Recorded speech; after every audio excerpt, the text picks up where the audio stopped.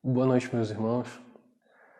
Eu espero que essa mensagem encontre vocês bem nas suas casas. Caso vocês não estejam bem, eu espero que essa mensagem traga consolo e encorajamento ao coração de vocês. E que o Senhor Deus ele nos abençoe hoje. Peço que vocês aí já se acomodem bem nos seus lugares, peguem suas Bíblias, acompanhem através da Bíblia. Também chequem tudo aquilo que eu vou falar nas Escrituras. Testem pelas Escrituras. Compartilhem também com as pessoas que vocês querem que assistam. E vamos fazer o possível, já que a gente não está numa igreja, a gente não está todo mundo reunido, como é o ideal que a gente esteja, né? Já que a gente não está pessoalmente reunido, vamos fazer um esforço para que a gente possa fazer o máximo possível para que esse culto seja o Senhor, para que a gente não se distraia, para que o Senhor seja glorificado na pregação da palavra e no ouvir a pregação também, porque o Senhor Deus ele se alegra quando a igreja cresce junto, certo? Hoje a gente vai continuar a exposição de 1 Coríntios 15. Hoje nós vamos expor os versículos 3 e 4.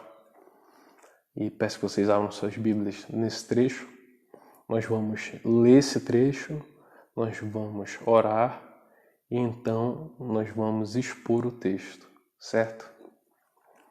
Não sei se vocês já abriram, mas eu vou convidar também agora que vocês se unam a mim em oração, certo? Vamos orar? Perdão, eu falei que eu ia ler antes, então eu vou ler antes dessa vez, porque da outra vez eu esqueci. Peço perdão, isso foi engraçado. Aqui, 1 Coríntios 15, 3 e 4, é um resumo do Evangelho, é uma confissão, também considerado como uma confissão apostólica antiga, uma confissão da igreja primitiva.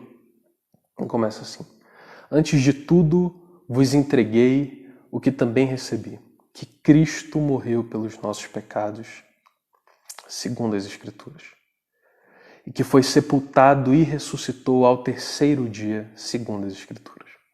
Agora sim, vamos orar.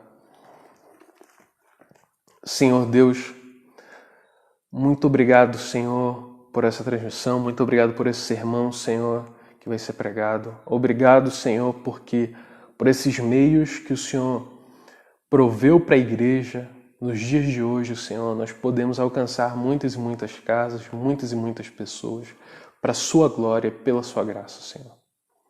Obrigado, Senhor, porque até essas pequenas falhas, Senhor, elas servem para a glória do Senhor. Muito obrigado, Senhor, porque nós temos, Pai, com quem congregar. E muito obrigado pela igreja do tempo de hoje, Senhor, que o Senhor une toda ela em Ti, Senhor. Te agradeço em especial pela igreja aqui, o Farol, Senhor, pelos irmãos do Farol, Senhor. Te agradeço por essa cidade em que nós estamos, Pai, que é Videira, em Santa Catarina. E eu te agradeço, Senhor, porque o Senhor nos amou primeiro, Senhor. E por isso nós podemos chamar hoje. Peço que o Senhor toque os corações, quebrante os corações, que as pessoas venham a Ti e Te amem, Senhor. Pai, que as pessoas se rendam a Ti e a Sua palavra, Pai. Quanto a mim, Senhor, que sou o mensageiro dessa noite, eu te peço, não me deixe desviar dessa doutrina, Senhor, mas que eu fique firme nela para a Sua glória, Senhor. Com fidelidade, Pai, seguindo ao meu Senhor, que és Tua, Pai. Abençoa-nos, Pai, usa-nos, abençoa essa transmissão, que não tenhamos quaisquer dificuldades, Pai, em mantê-la e que todos sejam abençoados. Eu te peço isso, guie-nos agora, Pai, a todos nós, aqui e em todas as casas, Senhor, onde estiver chegando essa mensagem. Nós te pedimos isso em nome de Jesus. Amém, Senhor. 1 Coríntios 15, 3 e 4. No domingo passado a gente estudou junto, a gente viu a exposição de 1 Coríntios 15, versículo 1 e versículo 2. O apóstolo Paulo, aqui na carta aos Coríntios, só para a gente relembrar, ele está tratando de problemas na igreja de Corinto. E essa igreja ficava na Grécia. E o foco desse capítulo aqui é sobre a ressurreição de Cristo e como que a ressurreição de Cristo ela influencia não somente espiritualmente, mas intelectualmente, doutrinariamente, em toda a nossa vida. E ele mostra como que a ressurreição de Cristo é ponto essencial para o Evangelho. Nos versículos 1 e 2 ele diz: Irmãos, venho lembrar-vos o Evangelho que vos anunciei, o qual recebestes e no qual ainda perseverais. Por ele também sois salvos se retiverdes a palavra tal como vô-la preguei, a menos que tenhais crido em vão. E agora os versículos que nós vamos expor. Antes de tudo, vos entreguei o que também recebi, que Cristo morreu pelos nossos pecados segundo as Escrituras, e que foi sepultado e ressuscitou ao terceiro dia segundo as Escrituras. Ele começa com a expressão antes de tudo. A expressão antes de tudo, nesse texto, e comumente a gente pode entender assim, ela significa que, primariamente, ou como alguns gostam de falar, a priori, ou então de primeira importância, antes de tudo, a base que eu lancei para vocês é o Evangelho. Porque ele faz um resumo do Evangelho antes. Então, antes de tudo, o que eu fiz? Eu vos entreguei o que eu também recebi. Quando ele fala que ele entregou, e ele nos entregou também, mas quando ele fala que ele entregou aos coríntios, ele está dizendo que antes de tudo, antes de qualquer outra coisa, antes de qualquer outra doutrina, ele ensinou o Evangelho a eles. Antes de qualquer desenvolvimento, inclusive de uma irmandade entre cristãos naquele local, a primeira coisa que ele fez foi entregar o Evangelho. E essa é a base de toda igreja cristã, de fato. Nós pregamos o Evangelho. Porque se as pessoas um dia foram salvas por alguma coisa, foi pela pregação do Evangelho. A gente sabe que as pessoas elas são salvas sim em Cristo Jesus pela obra de Cristo consumada numa cruz. No Cristo que morreu, foi sepultado e ao terceiro dia ressuscitou. Mas as pessoas precisam tomar conhecimento disso, porque a fé vem pelo ouvir e ouvir a palavra de Deus. E como ouvirão se não há quem pregue? Eu peço perdão porque passou um mosquito aqui. E como ouvirão se não há quem pregue? E o apóstolo Paulo ele fez isso antes de tudo. Ele entregou o Evangelho àqueles que precisavam ouvir o Evangelho. Quando a gente prega o Evangelho para outra pessoa, a gente nada mais faz do que entregar ao doente a cura. A gente obviamente sabe que nem todos de fato serão curados. É levar vida a um morto. E a gente sabe que de fato nem todos os mortos serão ressuscitados nesse sentido espiritual. E no último dia também, nem todos serão ressuscitados. Somente a igreja será ressuscitada. Há um teólogo um pouco mais antigo que ele fala a seguinte frase. Ele fala que pregar o Evangelho, nós pregando o Evangelho, é o mesmo que um mendigo dizendo a outro mendigo onde tem comida, onde tem vida, onde dá para viver, onde dá para subsistir, onde dá para continuar. Por isso que o apóstolo Paulo ele fala que antes de tudo eu vos entreguei. E ele entregou aos coríntios o que também recebeu. Por isso ele diz, antes de tudo vos entreguei o que também recebi. Dizer que ele entregou o que ele também recebeu, há dois pontos muito importantes que nós precisamos entender nisso. O primeiro ponto é que esse evangelho não é um evangelho inventado por Paulo. Ele é um evangelho que ele recebeu de Cristo e também dos apóstolos. Então ele fala, eu entreguei aquilo que eu recebi. E ele fala, por exemplo, na carta de Paulo aos Gálatas, ele fala que o evangelho que ele recebeu de Cristo por revelação. E ele também, depois, estando com os apóstolos, até fala, estes que se reputavam por alguma coisa, nada me acrescentaram de novo. Por quê? Porque ele já tinha recebido esse evangelho. Esse evangelho era de Cristo e com eles ele teve a confirmação, mais uma vez, do seu ministério. A confirmação de que ele pregava algo que eles também pregavam e que não havia dissonância entre eles. Pelo contrário, havia concordância entre eles. Não havia nada novo a ser acrescentado ao evangelho de Paulo. Por quê? Porque ele recebeu de Cristo. E nós? Como que isso se aplica a nós? Isso se aplica a nós ao fato de que nós não podemos compartilhar um evangelho novo às pessoas. Porque o evangelho já é novidade suficiente para todas as pessoas que precisam ouvir o evangelho. E quem precisa ouvir o evangelho? Precisa ouvir o evangelho todos aqueles que são pecadores, todos aqueles que estão desviados do caminho de Cristo ou fora do caminho de Cristo, todos aqueles que estão fora da igreja de Cristo, todos aqueles que estão fora do corpo de Cristo. Esses precisam ouvir o evangelho. Mas, em segundo lugar, todos nós que estamos no corpo de Cristo e somos igreja de Cristo, também precisamos ouvir o evangelho. Porque o evangelho é vida para nós. E nós, continuamente, como aqueles que comiam da árvore da vida, voltamos e comemos, e nos alimentamos e bebemos dessa fonte de vida que é o evangelho. Se lá, no Jardim do Éden, Adão e Eva tinham acesso à árvore da vida, e a eles foi negado o acesso novamente, após eles terem caído, a nós não é negado voltarmos e podermos beber dessa fonte todos os dias, continuamente, com uma frequência saudável. E a frequência saudável é sempre. Sempre. A gente não pode ler o dia todo, mas a gente pode ler todo dia. E dizer que às vezes falta tempo, ou que o dia está tão cheio que eu não consigo parar e ler a Bíblia, talvez o que falte para você seja dar prioridade para aquilo que é a verdade e para aquilo que é a verdadeira prioridade da vida de qualquer pessoa que já existiu e que existe e que existirá também. Não tem qualquer desculpa para nós que vivemos vidas normais para não bebermos continuamente dessa fonte de vida. E o apóstolo Paulo ele nos diz, antes de tudo, vos entreguei o que também recebi. Ele entrega aquilo que recebeu.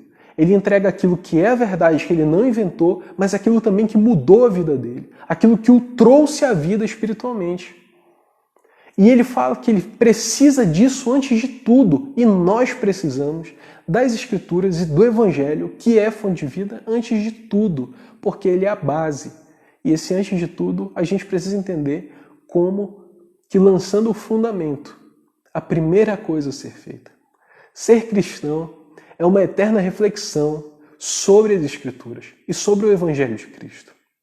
Nós que somos cristãos, olhamos para todas as Escrituras, de Gênesis a Apocalipse. Desde aquelas partes em que nós não entendemos direito como que Cristo está revelado ali.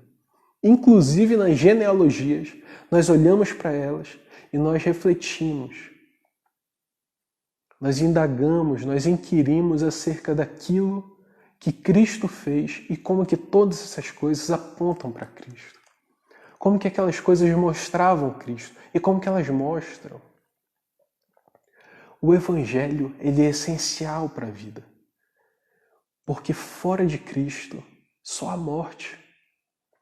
Por isso que, antes de tudo, o Evangelho precisa ser pregado. E não um novo Evangelho, mas o mesmo Evangelho de sempre. O Evangelho eterno. O Evangelho de Paulo, o Evangelho de Pedro, o Evangelho de Cristo. O Evangelho também de João Batista. E de todos os santos do Senhor ao longo das eras. Inclusive nos nossos dias. Se você crê nesse Evangelho, esse é o seu Evangelho também. E o Evangelho precisa ser pregado antes de tudo. As pessoas precisam ser despertadas desse sono espiritual, dessa morte espiritual, antes de nós querermos que elas mudem moralmente. O Evangelho não é só para causar mudanças no comportamento moral das pessoas, ele é para trazer a vida. E não adianta a gente pintar com um verniz de santidade aquela madeira que por dentro é pau podre. Por isso que antes de nós tratarmos de questões comportamentais com as pessoas por causa do Evangelho, a partir do Evangelho, nós tratamos de Evangelho e de vida e de pregação. Não percam a oportunidade de pregar a palavra. E pregue sempre e beba sempre dessa fonte.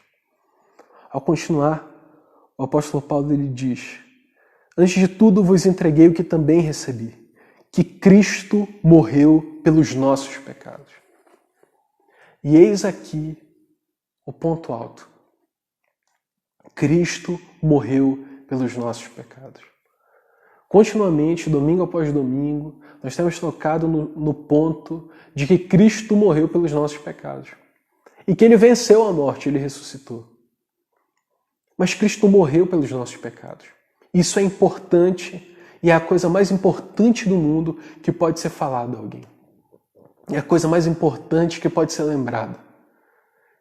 E se há algo que nós precisamos pensar todos os dias, é que Cristo morreu pelos nossos pecados. E se Cristo morreu por aquilo que nós cometemos, quão grave é aquilo que nós cometemos, a ponto de que a nossa vida e o nosso sangue foi cobrado. Se Ele morreu por nós, para quem Ele morreu? Para quem foi essa morte? Quem cobrou a morte daqueles que pecaram? Nós precisamos lembrar que se a Bíblia fala que todos pecaram e destituídos foram da glória de Deus, e que Deus não pode ver o mal, pois os seus olhos são muito santos a ponto de que eles não podem enxergar a maldade. E de que eles não podem enxergar a maldade não é porque ele está impossibilitado de enxergar, é porque seus olhos são tão limpos que ele não suporta enxergar o pecado. E ele continua não podendo suportar enxergar tanta imundícia na qual nós vivemos, nesse mundo caído. E muitas vezes pecados que nós cometemos. Por isso que até as nossas obras de justiça e de santidade mais puras, elas não passam de trapo de imundícia diante de Deus. Se nós pecamos tão gravemente contra Deus, foi Deus que requereu a nossa morte, o nosso sangue. A pena de morte deve ser aplicada a todos aqueles que não se arrependem dos seus pecados. Mas para todos aqueles que creem em Cristo e se arrependem dos seus pecados, Cristo morreu por todos esses. Cristo morreu por todos, mas por todos aqueles que creem, que creram e que crerão. Cristo morreu pelos nossos pecados. É impossível que Cristo tenha pago pelos pecados de alguém que não vai ser salvo. Porque se ele simplesmente pagasse pelos pecados de alguém que não crê, que não creu e não vai crer, como que essa pessoa seria condenada? Como que essa pessoa seria jogada ao inferno se Cristo pagou pelos pecados dela? Por isso, a morte de Cristo é por todo o seu povo, o povo que crê. Senão, nós teríamos pelo menos duas possibilidades. Uma possibilidade seria: Deus é injusto, porque Ele puniu de novo alguém que já tinha seus pecados pagos. Ou Jesus teria falhado. E a sua morte não teria valido por aqueles por quem Ele morreu. Mas nós cremos, sim, segundo as Escrituras, que Cristo morreu pelos nossos pecados. E se Cristo morreu pelos nossos pecados, como eu já falei tantas vezes agora, e Ele veio ao mundo e viveu entre nós, e nunca pecou, e se entregou como o Cordeiro Imaculado de Deus, e foi morto, o Cordeiro imolado, e Ele morreu naquela cruz. E o Senhor Deus aceitou a sua morte e a recebeu como pagamento pelos pecados do seu povo, das suas ovelhas. Se isso é verdade, então nós temos diante de nós a mensagem mais importante da história. E nada pode ser visto à parte disso. Nem a ciência, nem a literatura, nem as artes, nem os esportes, nem nada do nosso dia a dia pode ser visto à parte de tamanha redenção e tamanha graça. Porque todos os dias estaremos lidando com aqueles salvos e os condenados. Os salvos precisam voltar às Escrituras todos os dias e os condenados precisam ouvi-la. De maneira nenhuma o mundo pode passar alheio à mensagem de que Cristo morreu por pecados. Pecados que ele não cometeu. E se isso é verdade, então o mundo está em apuros. E se o mundo está em apuros, nós que somos igreja precisamos fazer algo. E a mensagem é para hoje, para a igreja de hoje e para você que vive hoje. Se você crê que Cristo morreu pelos seus pecados, e se você recebeu tamanha graça, hoje pode ser o dia da sua salvação. Venha para Cristo. Se você recebeu essa mensagem no passado, Cristo tocou seu coração e você se converteu dos seus pecados, hoje é mais um dia de alegria. Não importa o que você esteja passando, você pode se alegrar nessa mensagem. Você pode lembrar novamente que Cristo morreu pelos seus pecados. Ela não é como algo que aconteceu e acabou. É algo que continua tendo repercussão. É como algo que continua acontecendo. Cristo morreu pelos nossos pecados. Mas se por acaso isso não é verdade, então a gente está numa enrascada. A boa notícia é que isso é verdade. E a gente não está numa enrascada. Pelo contrário, a gente está salvo, se a gente crer. Terminando o versículo 3, ele fala segundo as Escrituras. Hoje, tendo o cânon fechado, os 66 livros, nós podemos olhar para toda a Escritura, de Gênesis a Apocalipse, e saber que toda ela aponta para Cristo.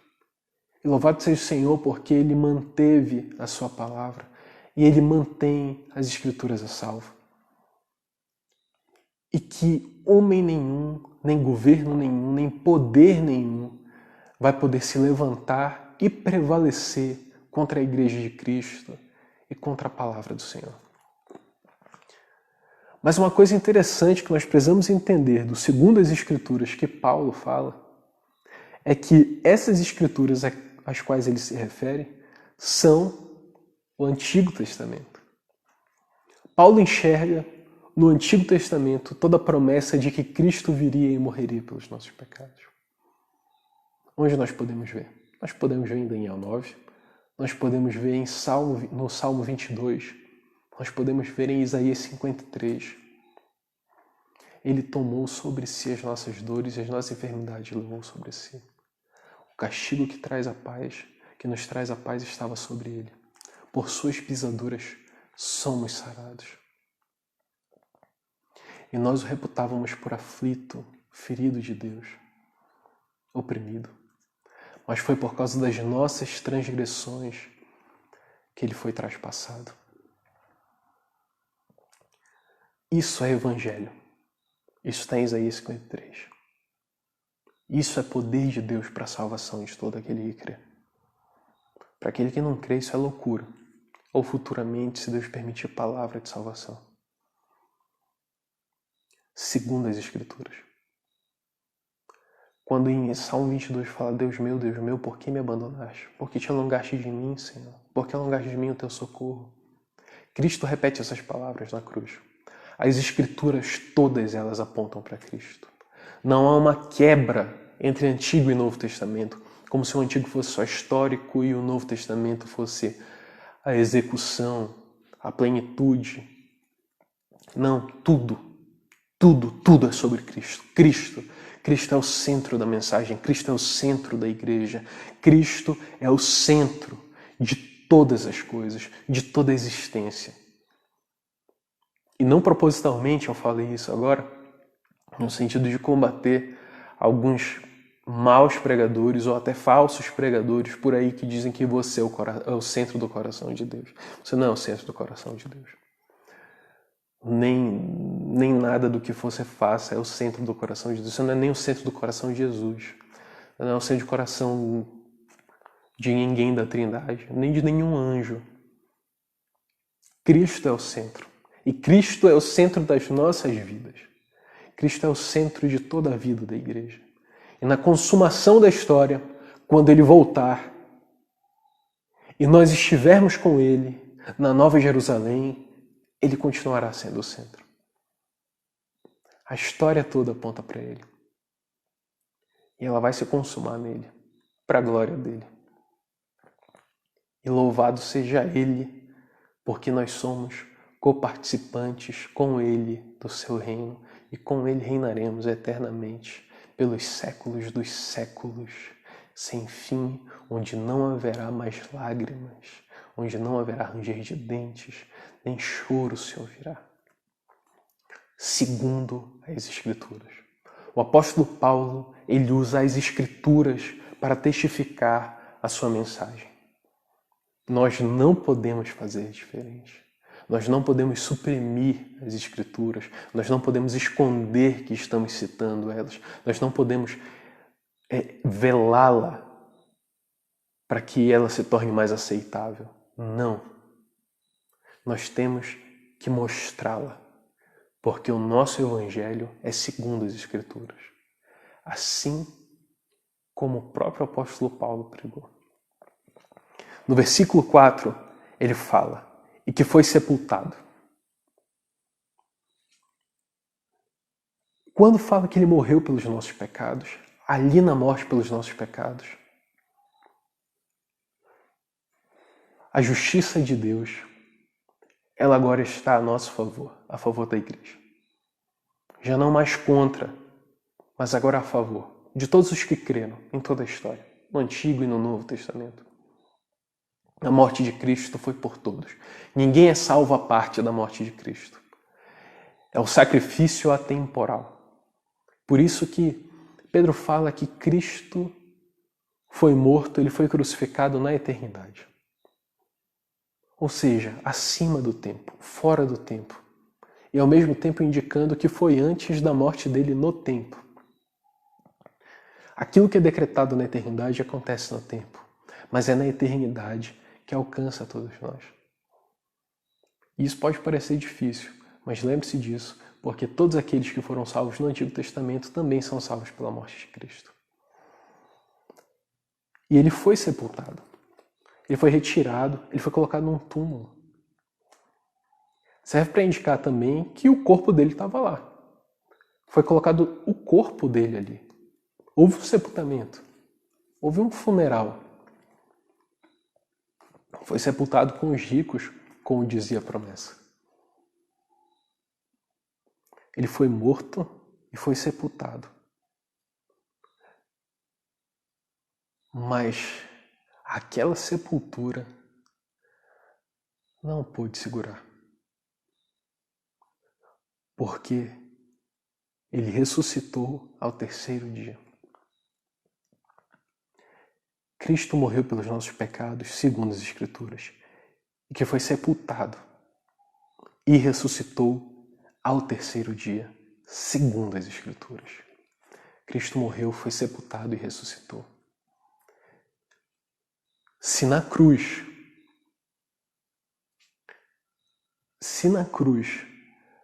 nós temos a vitória sobre o pecado, na ressurreição nós temos a consumação dessa vitória. O sinal, o selo dessa vitória é a ressurreição. Porque uma sepultura não segurou e a morte também não segurou. E ele desceu, pregou os espíritos em prisão e nem o inferno segurou. Cristo vive. Ele ressuscitou ao terceiro dia, segundo as Escrituras.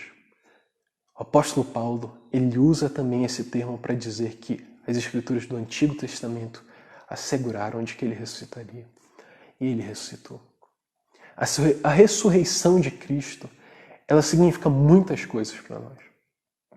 A ressurreição de Cristo significa que ele venceu a morte e que a morte não pôde conter. E que hoje ele voltou e ele inclusive esteve com os discípulos, com os apóstolos. E com eles ele comeu um peixe assado, ele sentou com eles, ele conversou com eles. Eles puderam tocar nele, tocar nas suas chagas. Ele esteve com eles.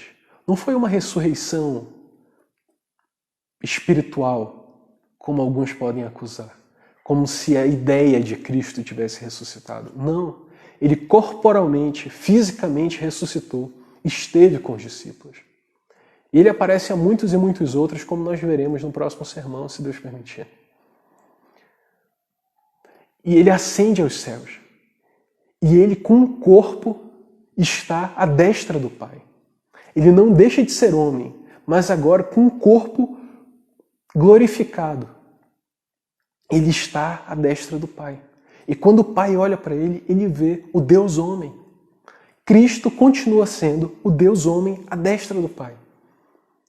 E é por causa da ressurreição de Cristo que nós podemos crer com esperança na glória futura. E é por causa da ressurreição de Cristo que nós podemos descansar hoje. Porque com Ele também nós ressuscitaremos. Porque Ele é a primícia dos que dormem e dos que ressuscitam. Ele é o primeiro de todos. O Filho unigênito é também o Filho primogênito do Pai. E nós, filhos e co-herdeiros com Ele, porque Ele ressuscitou. Ele não está morto. Não. Diferente de todas as outras religiões do mundo. Todas, indefinidamente. Ele não foi só o profeta, ele foi também a profecia. Ele foi a mensagem. Ele não foi só um sacerdote.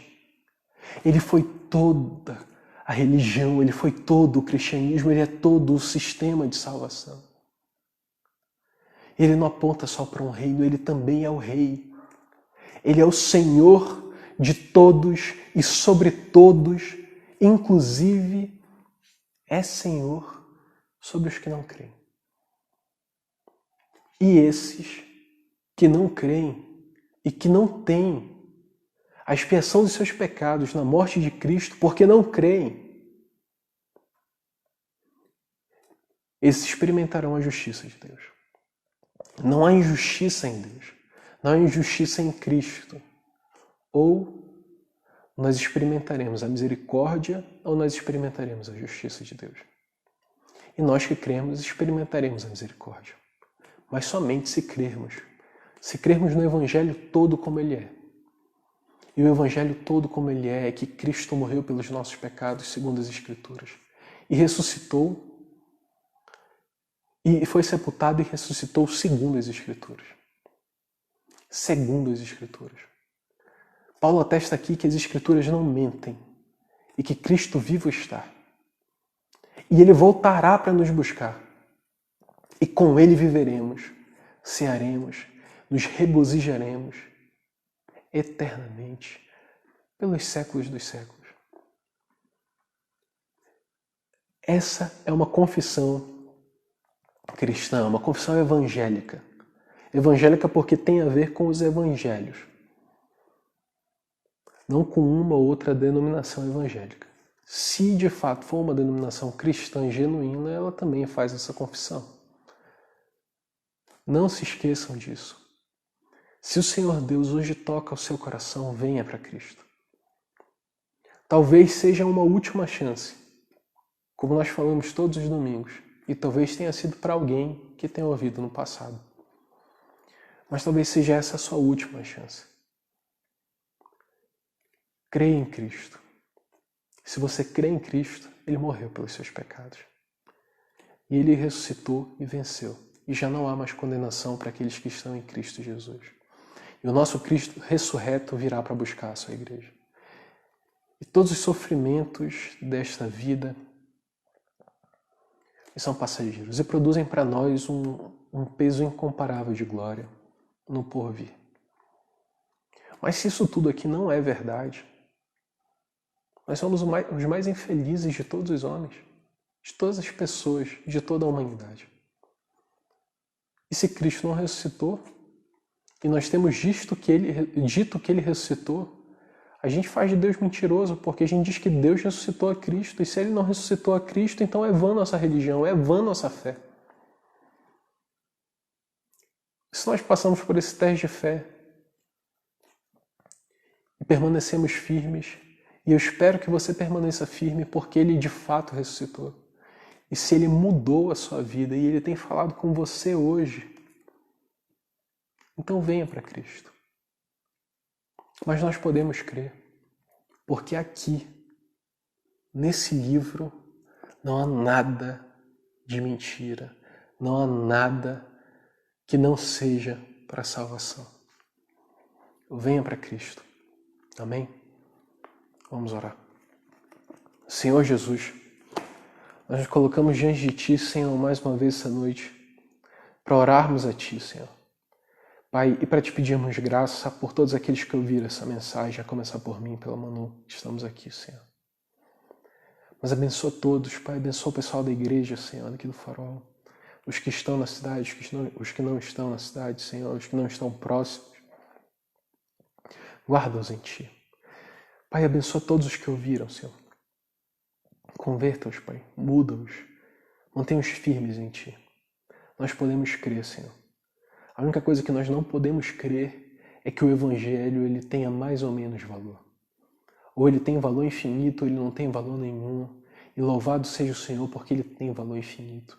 E porque em Ti não há sombra de variação, nem de dúvida, Pai.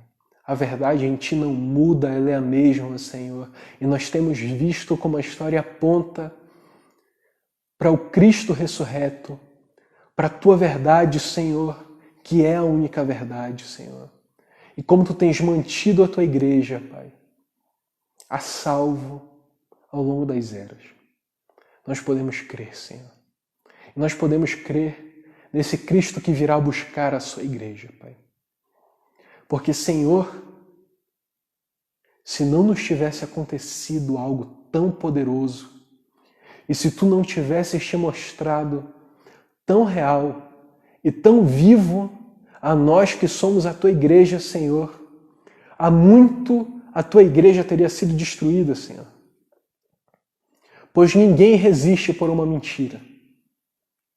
Ao longo das eras, todas as falsas religiões têm encarado o seu fim. Todas elas têm sido desmascaradas, Senhor. Mas, Senhor, por causa de Ti e da verdade que é o cristianismo não tem sido abalado em nenhuma parte dos seus fundamentos, Senhor. E, Senhor, se não fosse verdade, tantos não teriam, Senhor, entregado sua vida para a morte, porque ninguém se entrega para a morte por tantos e tantos anos, e essas mortes não teriam feito tanto efeito na história, Senhor, se não fossem verdade. Sabemos, Senhor, que há sim alguns que entregam a si mesmos para a morte, Pai, de outras religiões, crendo em mentiras. Mas esses encontraram seu fim, e essas religiões encontrarão seu fim. Mas nenhuma verdade, Senhor, pode ser de fato destruída. Por isso o Evangelho persiste, Senhor. E por isso nós cremos, e por isso nós veremos o nosso Cristo voltar em meio às nuvens e em grande glória para buscar a sua igreja. Estamos aqui diante de Ti, Senhor. Abençoa-nos em Ti, para a sua glória. Nós pedimos isso em nome de Jesus. Amém, Senhor. Meus irmãos e amigos, se o Senhor Deus tocou o seu coração, você quer falar com alguém, pode mandar uma mensagem para a gente, pode mandar uma mensagem, seja para a página, seja individualmente para algum de nós daqui da igreja. Compartilhe essa mensagem com as pessoas que você quer que escutem. E fiquem firmes no Evangelho. Sem balançar, sem titubear. Fiquem firmes, porque o nosso Cristo voltará. Ele ressuscitou e Ele vivo está. Amém? Deus abençoe vocês e até a próxima semana.